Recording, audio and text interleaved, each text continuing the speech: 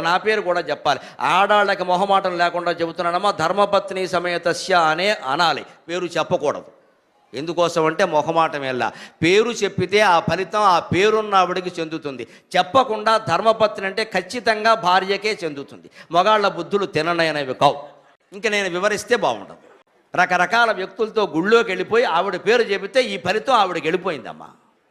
చెప్పనివ్వకూడదు. ధర్మపత్ని సమేతస్య అని ఉంటే ఖచ్చితంగా ఆవిడ ఇంటి దగ్గర ఉన్నా సరే ఈ పెద్ద మనిషి దేవాలయంలో ఆవిడని మోసం చేస్తున్నాడు కాబట్టి ఖచ్చితంగా ఆవిడికి న్యాయం జరుగుతుంది. ఈవిడ మర్నాడు చెప్పించుకోవడం ఖాయం. దేవుడు దయ అలా ఉంటుంది. ధర్మం ధర్మమే, అధర్మం అధర్మమే. ఖచ్చితంగా దేవుడు అన్నది ధర్మాన్ని కాపాడడానికి కానీ మన అక్రమాలన్నీ సక్రమం చేయడానికి కాదు. అక్కడ దేవుడు ధర్మం వైపు ఉంటాడు. దేవుడు స్తోత్రప్రియుడు కాదు, దేవుడు పూజాప్రియుడు కాదు. ఎవరితో ఏ వేదిక మీదకైనా చర్చించడానికి సిద్ధం. దేవుడు పూజాప్రియుడు కాదు, దేవుడు స్తోత్రప్రియుడు కాదు, దేవుడు ధర్మప్రియుడు. దేవుడు ధర్మప్రియుడు. ధర్మంగా